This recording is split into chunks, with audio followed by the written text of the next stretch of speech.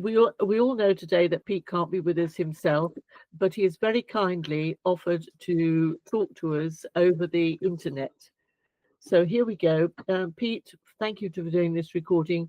We're going to take life really back to the basics of your subject. So it's over to you. Okay, thanks. Yeah, right. I'm going to cover a lot of ground here, and hopefully it will clear up a lot of misunderstandings with people who don't know what's going on. One of the things you've got to understand is there's no quick fixes, there's no easy solutions. You have to study this, you have to learn how the system works, and you have to understand contract law and the system of commerce. The average person today is trapped in a system of commerce they don't even realize. This is contracts, this is legal fictions, this is corporations and legal titles. So a lot of people are going off in different directions, don't understand what they're doing. So I'm going to cover a few things for you right now just to clear a few things up. So the very first basic thing, legal versus law. Law, to understand what law is something beyond man's reach. You cannot change it. Okay, if you are religious, you can say it's God's law because God makes the law, and you cannot go against God if you are religious. I'm not trying to say anyone should be religious, but law is beyond man's reach. You cannot change it. All right, this always is. Legal means contract, and within contract that can be changed all the time because contracts can change and policies can be changed. Governments only deal in legal, which means contracts. The police only deal in legal, not law. They cannot do that. The police are policy enforcers. That's why it's called police. Police policy within a contract.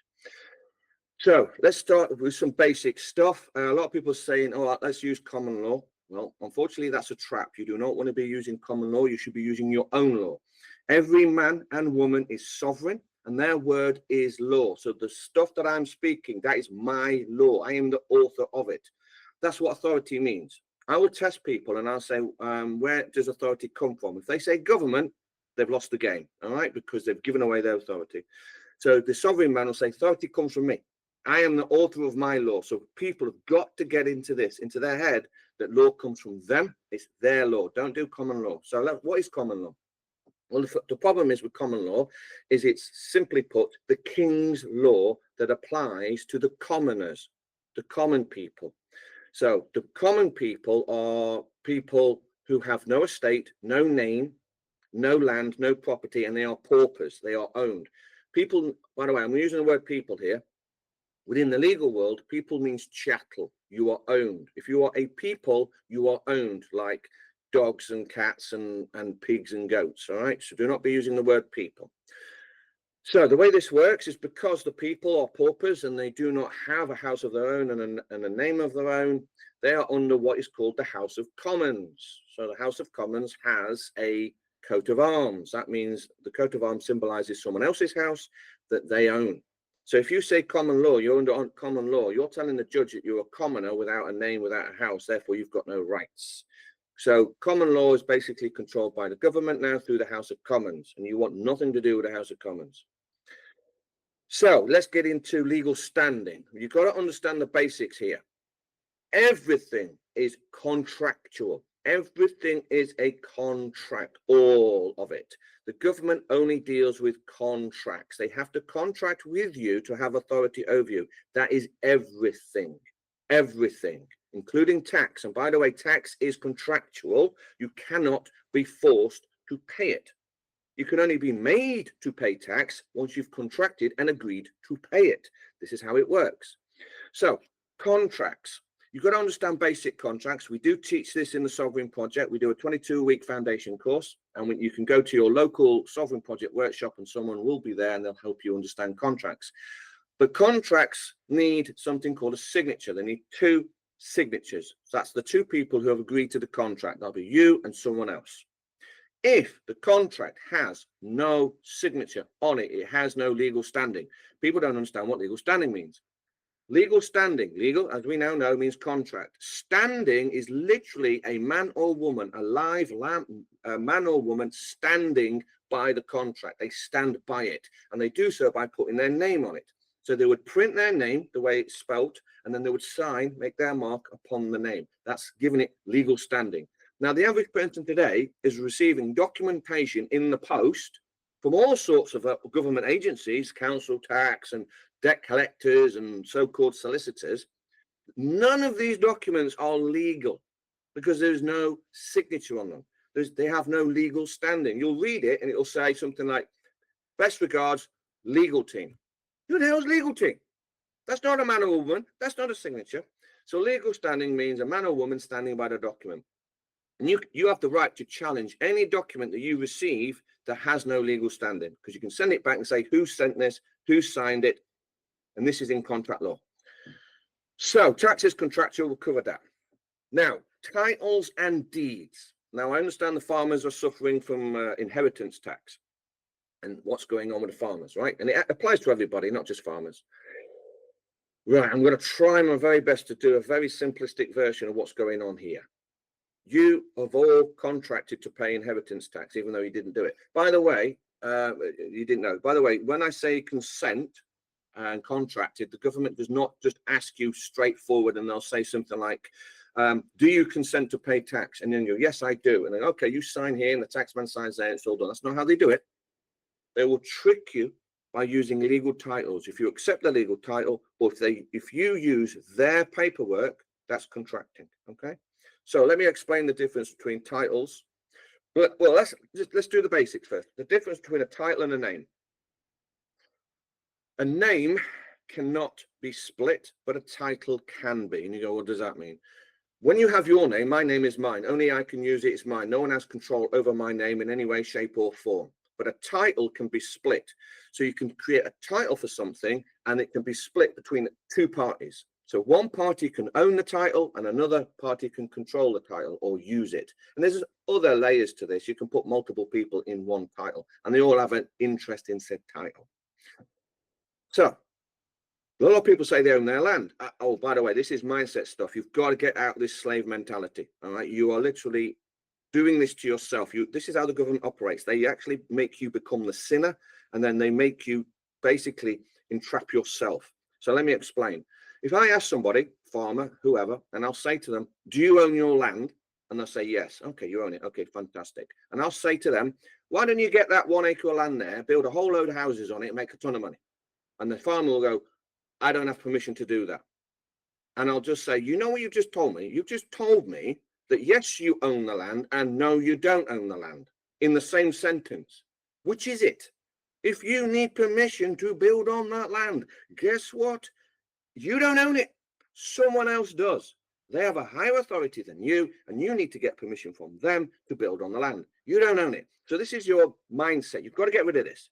If you think you own that land, you can do whatever you want to that land. You don't deal with any corporation. You don't get any permissions, paperwork, licenses at all. So you've got to get that out of your mind. So what have you got? Well, I'm going to tell you right now, and this is, we're all in the same boat. Everybody owns a house, a land, or whatever. We don't own it. We've been tricked. Okay.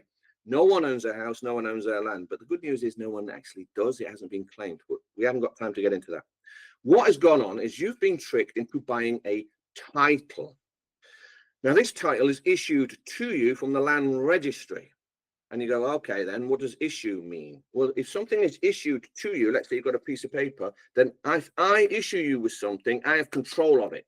You're just the holder of it. And they tell you this, because let's say, for example, you want to buy a house. Okay, you want to buy a house. Well, the first thing you do is, what do? You go to an estate agent. They've just told you to your face what it is they are doing. They are an agent, which means they are working for a principal, someone higher up, and they are selling estates. They're not selling property, houses, land. They're selling estates. They're telling you this. And what they're actually doing is they're selling you a title within the king's estate. So you will buy a title. And it will also say, if you can check this out for yourself, go and look on some of these websites where they sell houses, and it'll say tenure. And you go, what does tenure mean? It means you are the holder. Well, if you hold something, it means you don't own it. You've been granted permission to hold something. Hold it in due course. That's it. So tenure means to hold something. And it'll even go on, it'll say freehold and leasehold. Well, that also means you're a holder. They're telling you freehold and leasehold. You're free to hold something or you have a lease. A lease is just the same as a freehold, but it's a time limit, normally 99 years, then you've got to give it back. That's what that means. So you've got a freehold. Now this title is what is referred to as a fee simple title. And what does that mean? fee simple. The fees are simple. Okay, that's what it means. So they're telling you. So it means the title that you are holding is not yours. It's been granted to you. You are the holder of it, but there are fees attached. And there's also conditions attached, all right? Like you can't build on it and you have to put animals on it and all this sort of stuff. And there's conditions, there's covenants, all this, fees, simple. So one of the fees that you've agreed to is inheritance tax, because you're the holder in due course. So you have hold of the document, you're the holder. And unfortunately, when you pass away and you want to give this to your children, you're no longer a holder and it's going to go to someone else. Well, there's an administrative cost. And the king says, you've got to pay up because that's my title you've got there. And you're passing it from one holder to another. Therefore, you've got to pay up. That is how inheritance tax, it works for everybody. That's how it works. But you didn't notice, you were tricked. Now, a lot of people are saying, use trusts. Yes and no. You can't really escape this by putting the title into trust because you don't own the title. You only have a little piece of it. So when you put something into trust, you are just putting your little piece, your interest in that title into trust. You're not putting the rest in because the rest is owned by the land registry. So the land registry owns it. You can't put that into trust because you don't have the right to do that. This is why people get it wrong when they say, I've put my car into trust. And I go, how have you done that? And I say, well, I put my logbook into trust. No, you haven't. The logbook is not proof of ownership. It says so. The car itself has not been claimed. The car itself is not in the trust. What you've done is you put the title registered keeper into trust. So before you get into this is where you've got to learn this stuff, because you can pay people a lot of money, thousands and thousands of pounds to set up a trust for you. But if you do not know what you are doing, the courts, the judge will destroy your trust and get all those assets, no problem at all, because they can. The reason is they already own these titles. These titles are owned by the corporation called the UK Corporation. Now, the UK is a corporation, does not exist in reality. It is not the land, and it's not the buildings or anything like that. It is a corporation. A corporation exists on paper only. And the good news, when you start learning this system and you understand about contracts, you understand about legal standing, all this stuff I spoke about earlier, when you start learning this, you'll realize that a corporation has no rights because it's a dead entity. Now, if it is a dead entity, that means I can take everything back and they can't complain. You get no objection. This means you can take your land back, you can take your house back, your car back, and all the rest of it. Now, what you have to do is once you take your property back, you have to create your own paperwork because you are the author of it, and you do this through affidavit. So what you would do if you want to claim the land, if you want to claim a car, you create an affidavit of property. You now swear to Almighty God that this is yours. You then create the deed. This is another thing people don't understand. People will say, oh yeah, I own the land and it's been in the family since the 1800s and I've got the original deed. And I go, well, that's not your deed then, is it? It's someone else's, and they're probably dead. So if they're dead, the deed is worthless. You see, the way it's supposed to work is when you sell something on, the affidavit and original deed of the original man or woman who held the land, they sell it when they're alive. Now, when they're alive, they sell it to someone else who is also alive. What they then do is create their own brand new affidavit and deed, say they are now the owners of the land. And of course, they've got the old documentation. They've got the proof of sale signed by the original person who was alive, signed, legal standing. Therefore, the transaction was honorable, lawful, and legal, and now you own the land. So there's people holding pieces of paper from like 1800s saying, I've got the original deed. Well, it ain't yours. You've got to create your own. Now, to create your own deed so you can own the land, you need to create what is called an estate. Now, I mentioned this earlier about House of Commons. Because you are considered a commoner, and by the way, on your passport, it'll say type P. P is for pauper, because a pauper is someone without assets and lives on charity. That's what they consider you to be. You are operating in a House of Commons because you have no house of your own. You're a commoner under common law. You're a person, a pleb. So you have to create your house. What does that mean? You have to create your coat of arms. You have to create your own seal. You've got to create your own court seal. This is what is forgotten by a lot of people. Every single man and woman out there has the right to hold their own court. Oh, did you know that? Everyone's being summoned to court. And I go, hang on a minute, how can I be summoned to court? I don't even know the name of the court. a court has to have the name of the person who set it up. So if it's Fred's court, it will say Fred's court. I go, okay, I know it's Fred. Fred is summoning me to his court.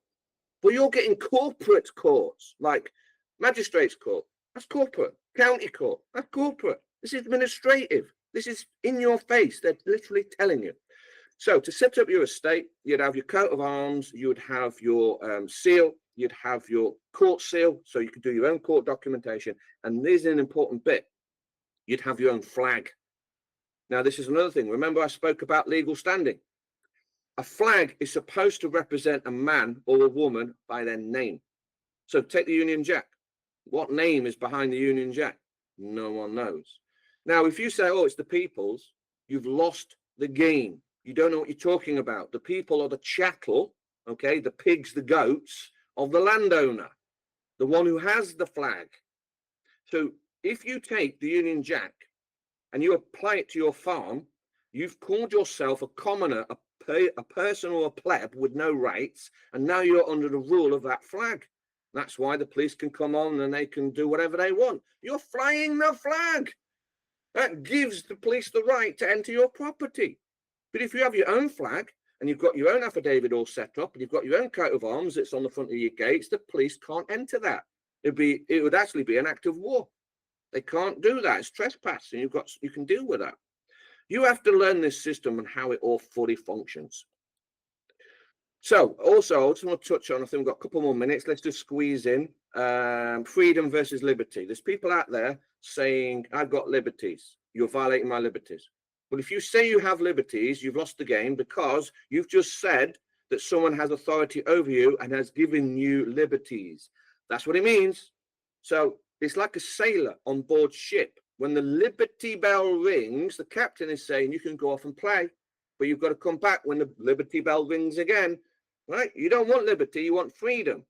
What does freedom mean? Free in my dominion, freedom. Every man and woman is free in their dominion. They have the highest authority in that dominion, making them sovereign, sovereign. That's what sovereign means. Now, let's talk about what farmers are currently doing. Protests, petitions, all this. Please don't do this. You are setting up, you're falling into a trap.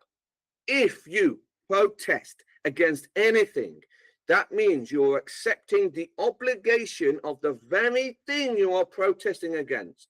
You've lost the game, right? Why do you think the government sets up their own petitions? There's an agency that creates petitions so you can petition against the government. Why would they do that? Because they want you to be a person and a pleb under their control in the House of Commons. So, petitions. Again, do not do petitions. A petition. If you do a petition, you're accepting the thing you're petitioning against, just like a protest. Yes, so you don't do protest. And also in a petition, this doesn't matter how many people have signed it, that document only represents one voice in court. Worthless. Toilet paper. You're wasting your ink. You don't do that. A sovereign would never protest, and a sovereign would never petition, and he would never vote. Now, you should never vote. The reason being is your vote is completely worthless.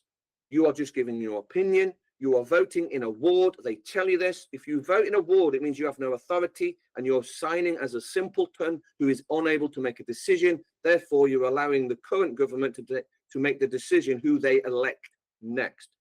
A sovereign elects, plebs and people vote. So don't do that. And of course, if you fill out their forms, registered to vote, registering, okay, there's a major problem. You are also agreeing to be the debtor of that particular council that you've just registered with. Hence, that's why they get you with the council tax. You've agreed. Do not use constitutions, because if you did not write the constitution, if you start quoting constitutions, then you are under the rule of that constitution, aren't you? So if you say I've got constitutional rights, then you've just made a claim you've got no rights whatsoever, but you've been given privileges by someone else who wrote said constitution. All right. The only constitution you should follow is your own. Every man should write his own. I said, I'm following that one. That's mine. I'm not following another man's constitution. I'm not flying another man's flag. So you've got to learn how this whole system works before you even begin to tackle it. And I think I've managed to get it done in 20 minutes. Pete, that was absolutely fantastic. There's so many questions arising from what you say. And, Yes. you know, the thing that people must do, and I think your website, you can just talk now a little bit about your website and your courses to show people, yes, they've got to do their own homework, but you do at least point them in the right direction, because for so many people, it is so confusing, isn't it? Yes, you're absolutely right. What the Sovereign Project does, it is free membership, by the way. So there are some websites out there pretending to be the Sovereign Project and charging membership. That is not us. The membership is free. The information will be free, and you can download it for free. What we do at the Sovereign Project and the Sovereign Fraternity is we will help people to get on the right path. Because as you mentioned earlier, people normally land in the middle of this system not knowing what to do. They hear all this magical stuff, promissory notes, bills of exchange, UCC, and all this, and they're just going off on a tangent, copying other people's homework. You know, they're downloading remedies from the internet without they do not know what it means, they do not know how it works, and they're just signing it and sending it off, and they're getting into serious trouble. So what we do is we put you on the right path. We start you at the very beginning. We consider that you know nothing. Most people know nothing. I mean, literally zero. We know this about the mandate stuff. Remember in 2020 and 2021 when people were being mandated to have a certain medical procedure and everyone was panicking. I'm going, oh my God, you don't know anything. You can't be mandated to have that. You've got to agree to the mandate through a contract. I mean, this is simple stuff. So the Sovereign Project, we get you on the right path. We'll go through what is law, how to protect your signature, contracts, all the way through to affidavits, and even we've covered the lien process, so you can learn about liens and all that. We do a 22-week course, gets you on the right path. You've got to do it, you've got to stick to it, you've got to keep doing it. I would say to everybody out there, put one evening a week aside, switch the TV off, don't go to the pub, don't watch football, don't just mong out on the settee and say, I'm going to learn this. And I reckon in 18 months' time, if you really study, you'll know a lot, and then you'll be in a position to actually protect yourself.